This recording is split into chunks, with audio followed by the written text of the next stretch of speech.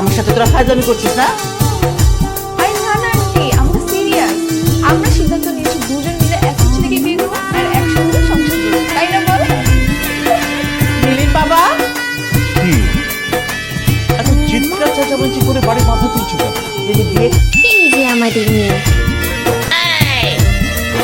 মা, মেয়ে তো কালো, তাতে কি? BMW তো সাদাই নিব।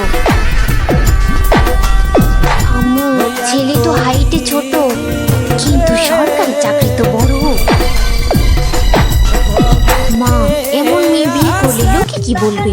আরে বাবা, বস্তা ভরা যৌতুক লোকের মুখ বন্ধ করবে।